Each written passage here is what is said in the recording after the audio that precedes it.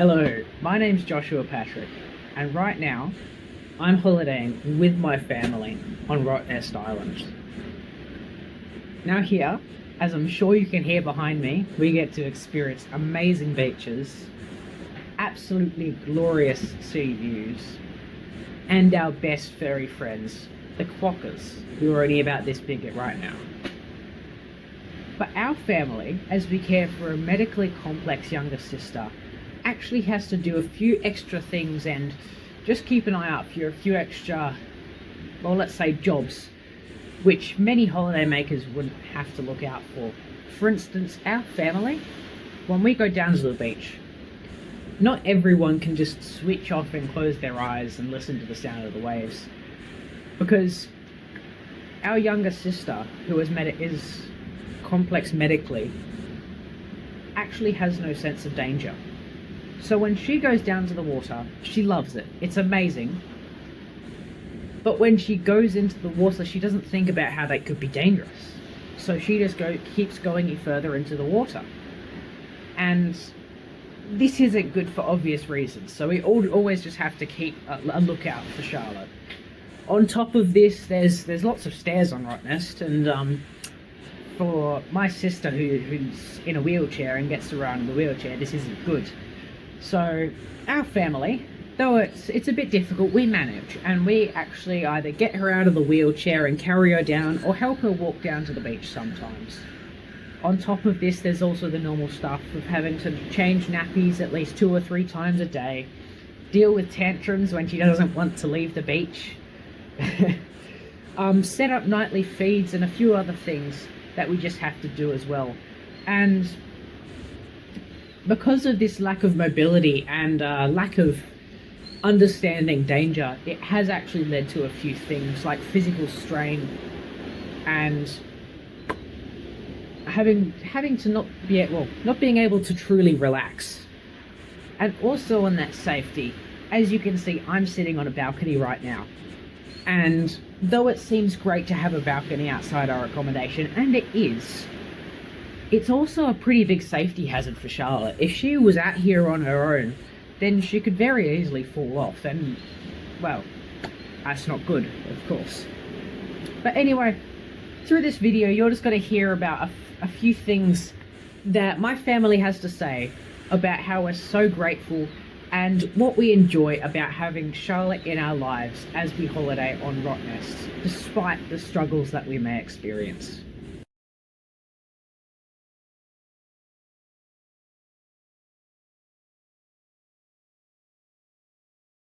My relationship with Charlotte is we go to the beach and eat sandcastles, and she hops in the water with us, and we tickle her, and we high five her, and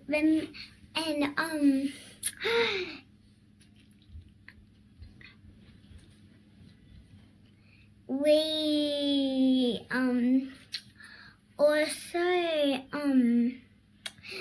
when we cut, she's also really funny. My relationship with Charlotte is a bit different to the relationships that I have with my other 2 sisters.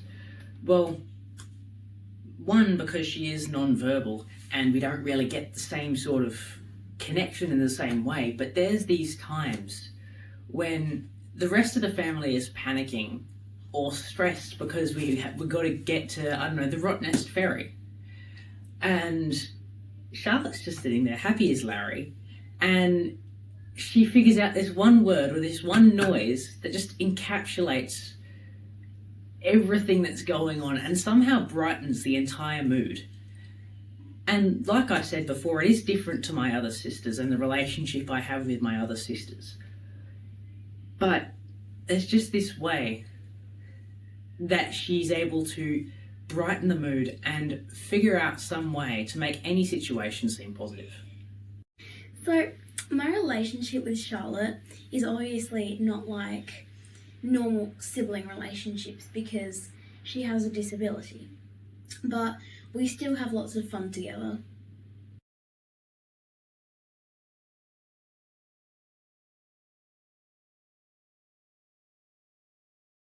I care about Sarah by making by washing her in the bath, getting her out, drying her, getting her in the bath, helping her get out of the car, helping her get into the car, and helping her, and I push her wheelchair.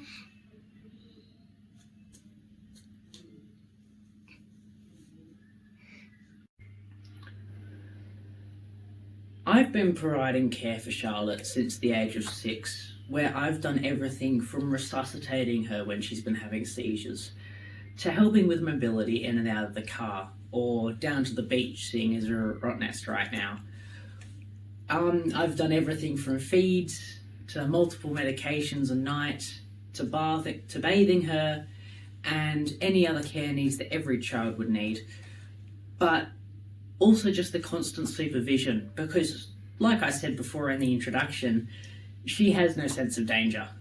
So the entire family always has to be on alert, no matter where she is, because she doesn't have that sense of danger. So I help care for Charlotte by doing her feed. I help dress her. I help with continence, and I help her with mobility.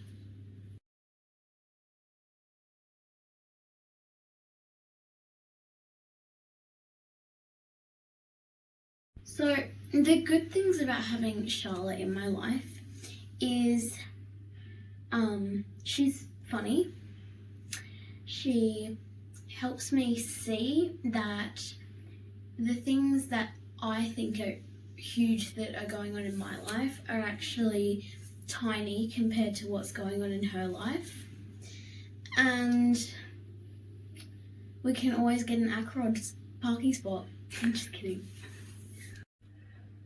Though I could go on about all the positive things that Charlotte brings into the world and into our family, I must say the best thing about having Charlotte in our lives is the new skills and opportunity to learn new things that she's actually brought to myself and the family. For instance, Auslan, learning about her equipment and learning how to make things better for families like ours. The best part of having Charlotte is she's really funny and playful, that's all.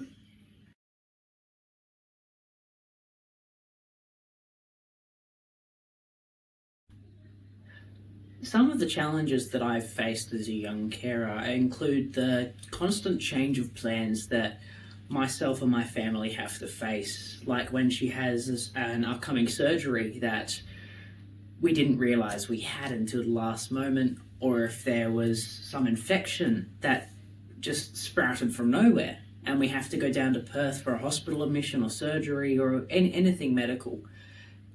That has really taken a toll on myself and my family. But as well as this, there's just, well, the constant messes that she likes to make because of her, sensory enjoyment, and the consistency in which we have to do all the jobs for Charlotte. So the feeds, the meds, the getting in and out of the car, all of that is consistent, and there really isn't much time for a break. The hardest thing of having Charlotte is she makes a mess of my room and we need to do her washing. So some of the challenges about having Charlotte is she sometimes goes into someone's room and completely upends it, and then I have to go clean it all up. Or huge tantrums. Absolutely huge tantrums. And sometimes she yells and screams and even hurts some of us by like pinching.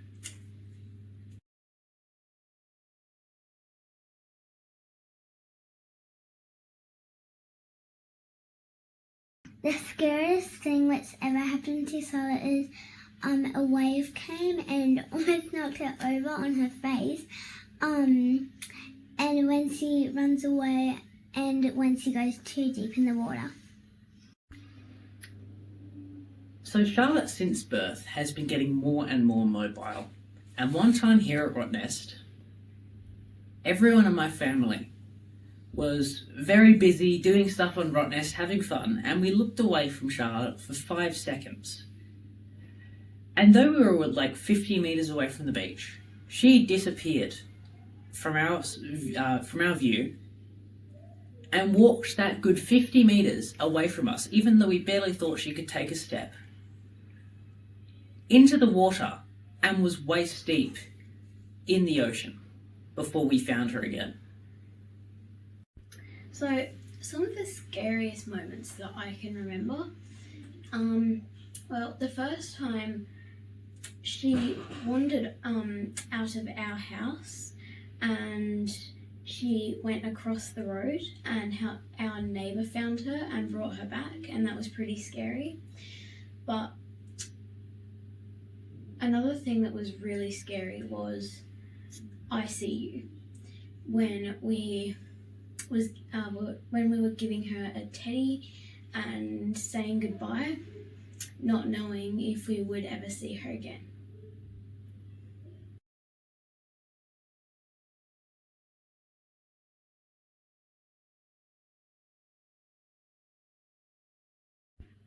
So, caring for Charlotte has guided me to meet very special people that I probably wouldn't have met if we didn't have Charlotte.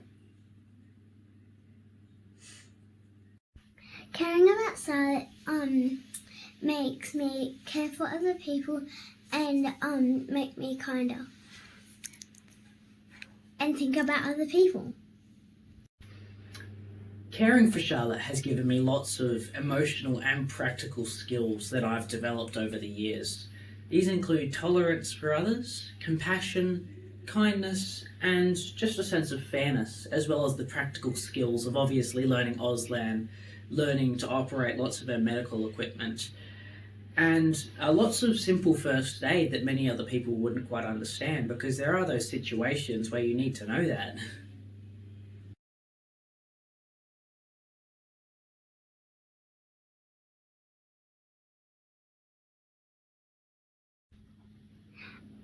Life would be easier for me as a carer if when I was at school, Charlotte didn't mess up my room. Honestly, there would be two major things that would really help myself and my family care for Charlotte, and I believe that would be better financial support for young carers and adult carers alike, as well as better therapy and medical support for people in regional WA, as then we don't have to travel the 1.5 hour drive from our home in Northam to Perth for every minor appointment or surgery. So I think that something would make life easier for me is an on-call cleaner. Just to clean up all of Charlotte's messes, like when she's gone and trashed someone's room. Instead of me having to clean it up, we can just call up a cleaner and I can relax and not have to worry about what she's just done.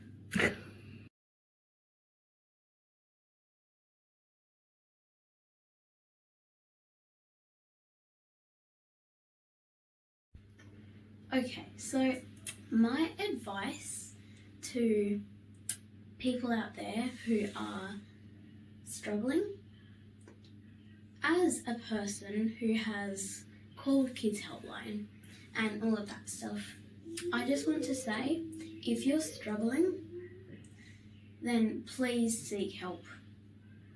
It helps a lot.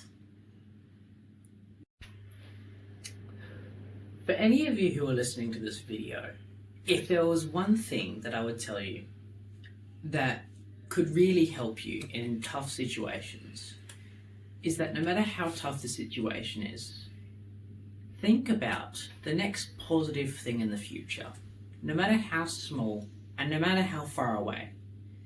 Count down until that positive thing in the future. Whether it's going out with your friends for a coffee, whether it's expecting something in the mail that would beautify your room, no matter what it is, try and look for that to that point. And if you really can't get till then there's resources out there. A Carers WA has a support network. There's Beyond Blue and there's Kids Helpline, as well as many other resources you can connect with. And once you get yourself right, then you can truly help other people. If I met another young person who was sad, then I would say to them, go to my brother Joss. He makes you happier.